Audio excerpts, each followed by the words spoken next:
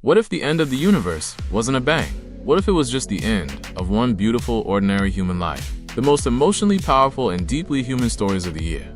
The Life of Chuck, based on Stephen King's novella From If It Bleeds, and brought to life by director Mike Flanagan. This isn't your typical post-apocalyptic film or character drama. No, this story unravels in reverse, from death, all the way back to childhood.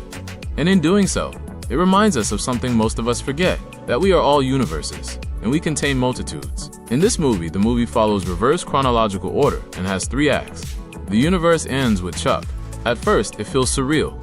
Strange billboards begin appearing everywhere, saying, Charles Krantz, 39 great years. Thanks, Chuck. The internet fails. Power vanishes. The sky itself begins to fall apart. And as the world slips into darkness, a high school teacher named Marty reunites with his ex-wife, and they both ask the question, is this the end of the world? And yes, it is.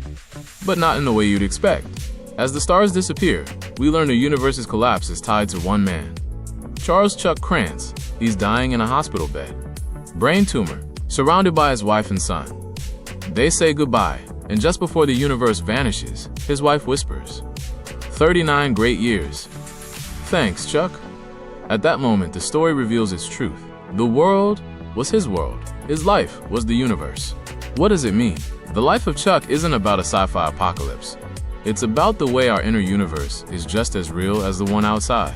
It asks us, what happens when a person dies? What happens to all the memories, emotions, and dreams? In Chuck's case, his universe literally ends. It's a metaphor, a way of showing that every life holds an entire cosmos within it.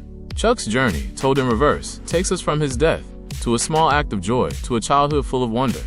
That dance scene meant everything. In Act 2, Chuck randomly dances in the street with a stranger and a drummer. For one moment, he forgets about money, expectations, his job, and just lets go. It's beautiful, but it's also sad, because we can feel it.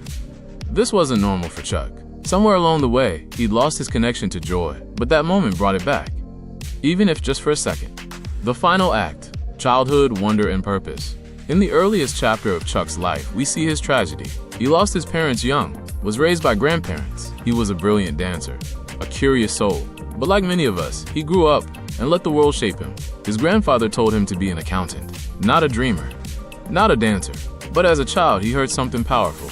I contain multitudes, a quote from Walt Whitman. And the core of this film, every person holds a universe inside them. The good, the bad, the joy, the sorrow. Chuck finally understands this when he sees a vision of his future self, dying in a hospital. He sees the end coming and still says, I am wonderful. I deserve to be wonderful. And I contain multitudes. The movie ends where Chuck's life ends. And as he fades, so does the universe. But it doesn't feel hopeless. It feels complete, because Chuck didn't just die. He lived. He danced. He loved. He felt. And that's all any of us can really hope for. The Life of Chuck is not just a film about death. It's a film about being alive. It reminds us to slow down, to dance when the music hits, to say I love you before it's too late, and most of all, to remember that each of us contains a universe. Thanks, Chuck. That's it for today, guys.